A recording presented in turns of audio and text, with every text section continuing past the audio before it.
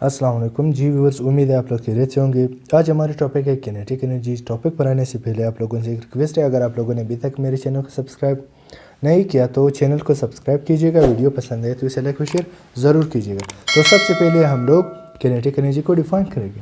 The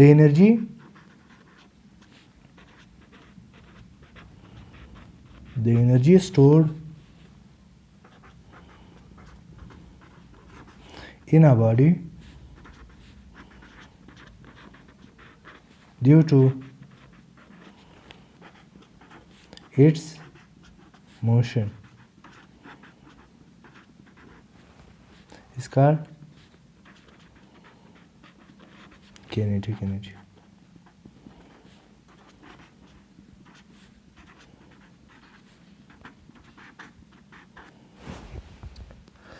kinetic energy basically हमारे पास वो energy होती है जो किसी चीज़ की मोशन की वजह से प्रोड्यूस होती है, यानी मोशन की वजह से जो एनर्जी प्रोड्यूस होती है उसे हम लोग किनेटिक एनर्जी का नाम देते हैं।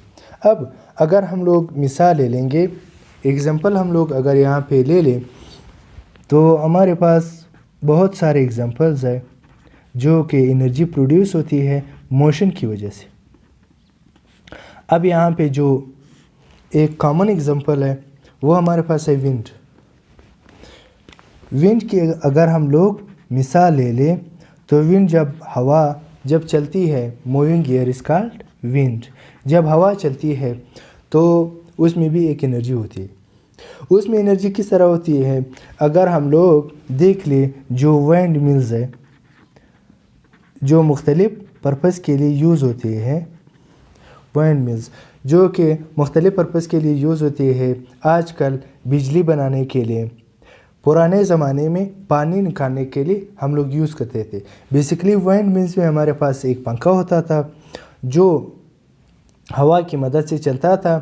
हवा की मदद से चलने के बाद यहाँ पे जो पंप है वो पानी निकालता था, और आजकल जो टरबाइन है वो बिजली प्रोड्यूस करता है। और दूसरी एग्जांपल अगर हम लोग ले ले फ्लोइंग ऑफ वाटर या फ्लो ऑफ वाटर। पानी जब बहता है तो उसमें भी एनर्जी होती है। आम लोगों ने अमूमन देखा होगा किसी नहर वगैरह में एक बड़ा सा जो वुडन लॉग है वो उसके ऊपर तैर रहा होता है, पानी के फ्लो के साथ वो भी जा रहा होता है। तो इट मीन्स कि पानी में पर्टिकुलर टाइप ऑफ एनर्जी है जो इस वुडन लॉग को अपने साथ ले जा रहा है। अगर हम दूसरी एग्जांपल देख ले, हम लोग डैम्स वगैरह में जो इलेक्ट्रिसिटी प्रोड्यूस करवाना चाहते हैं तो उसके लिए हम लोग डैम्स बनाते हैं। डैम से पानी स्टोर होने के बाद उसमें पोटेंशियल एनर्जी जमा होती है। पोटेंशियल एनर्जी की वजह से जब हम लोग उसकी जो पर्टिकुलर वॉल है उसको जब हम लोग खोलते हैं तो वही पोटेंशियल एनर्जी किनेटिक एनर्जी में कन्वर्ट होकर हमारे पास टरबाइन को घुमाने में मदद देती है। अब हम लोग आते हैं, ये तो चंद एग्जांपल थी। तो अभी हम लोगों ने जो जिक्र किया था कि एनर्जी जो मोशन की वजह से प्रोड्यूस हो उसे हम लोग किनेटिक एनर्जी का नाम देते हैं। इसका जो आम एग्जांपल है वो हमारे पास विंड है। विंड मिल्स होती है। और दूसरी एग्जांपल इसकी सेलिंग बोट है। सेलिंग बोट भी पुराने ज़माने में बड़े बड़े जहाज़ों में, शिप्स वगैरह में बड़े बड़े पर्दे लगे होते थे। जिस डायरेक्शन में हवा चलती थी उसी डायरेक्शन में वो बोट मूव करता था। तो दूसरी एग्जांपल हम लोगों ने ली फ्लो ऑफ वाटर की, जिसकी बदौलत हमारे पास इलेक्ट्रिसिटी प्रोड्यूस होती है। इलेक्ट्रिसिटी प्रोड्यूस होती है और मुख्तलिफ फंक्शन हम इसे ले सकते हैं। अब हम आते हैं प्रूफ की तरफ कि derivation of kinetic energy.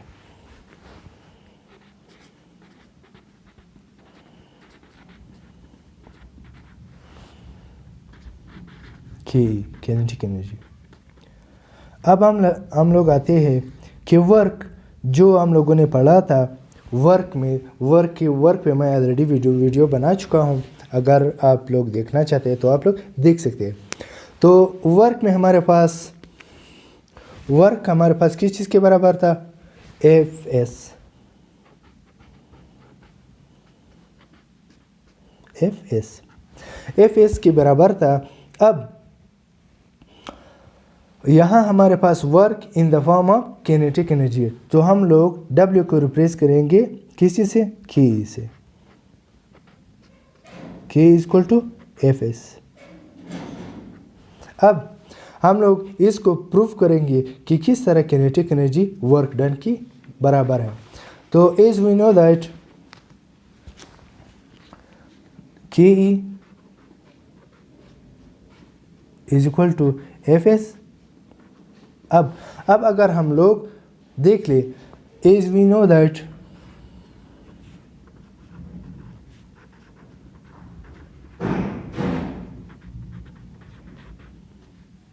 according to Newton's second law of motion, F is equal to ma। Force हमारे पास हमेशा ma की बराबर होती है। यहाँ मैं एक चीज़ मेंशन करना चाहूँ कि हमारे पास जो एक्सेलरेशन की वैल्यू हम लोग निकालेंगे तो वो हमारे पास माइनस में होगी। लेट सपोज मैं अभी फ़िलहाल माइनस एम ए लिखूँगा, वो फिर मैं बाद में बताऊँगा कि किस तरह ये माइनस हुआ। अब अगर हम लोग देख ले third equation of motion, third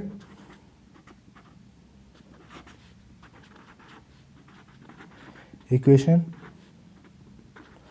of motion, 2as is equal to v f का स्क्वायर माइनस वी आई का स्क्वायर।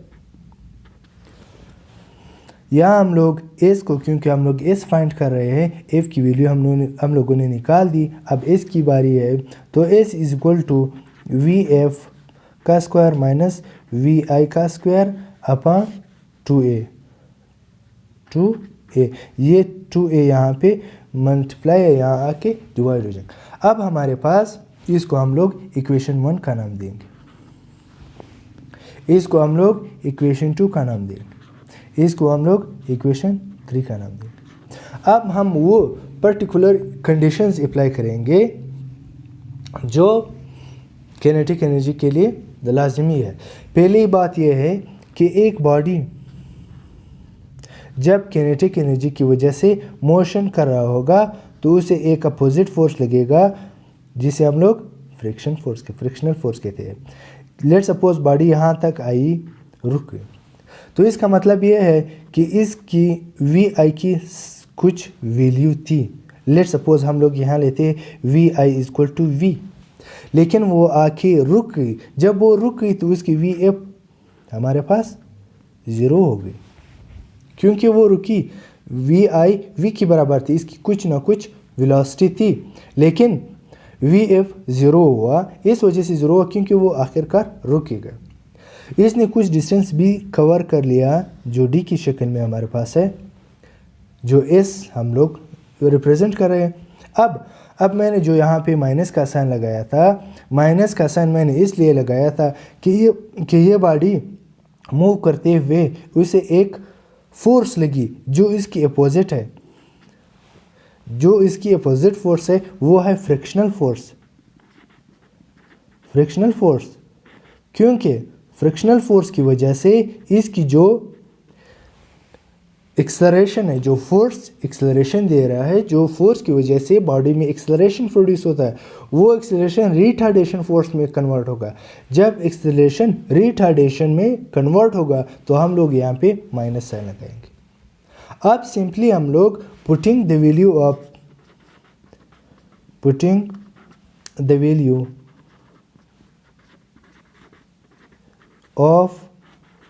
2 and 3 in equation 1। अब हम लोग अगर इक्वेशन 2 और 3 की जो वैल्यूज़ है वो हम लोग 1 में पुट करेंगे तो हमारे पास किनेटिक एनर्जी की जो वैल्यू है वो निकल आएगी। यहाँ पे जगह कम होने की वजह से मैं दूसरे पेज पर लिखूँगा। अब अगर हम लोग देख ले के E is equal to F S, F की जो वैल्यू थी वो हमारे पास M A minus M A था, माइनस किस वजह से है, माइनस फ्रिक्शनल की वजह से है, फ्रिक्शनल फोर्स की फ्रिक्शन की वजह से है। एस की जो वैल्यू थी वो हम लोगों ने निकाल दी थी, वो हमारे पास थी वी एफ का स्क्वायर माइनस वी आई का स्क्वायर ओवर 2a। अब हम लोगों ने यहाँ पे जो कंडीशंस थे कि हमारे पास वी आई वी के बराबर होगा, वी एफ 0 के बराबर होगा, वो एक कंडीशन हम लोग अप्लाई करेंगे। किनेटिक एनर्जी कंडीशन अप्लाई करते हुए ये हमारे पास इसी तरह रहेगा, ये वी एफ हमारे पास 0 हो जाएगी माइनस वी आई हम लोगों ने यहाँ देखा कि किस चीज़ के बराबर है, v के बराबर है, तो इसकी जगह हम लोग v स्क्वायर लिखेंगे 2a। अब हम लोग देखते हैं कि a के साथ कैंसिल हो जाए, a कैंसिल होने के बाद हमारे पास kinetic energy is equal to ये माइनस, चलो मैं लिख लेता हूँ, minus m minus V square over 2a।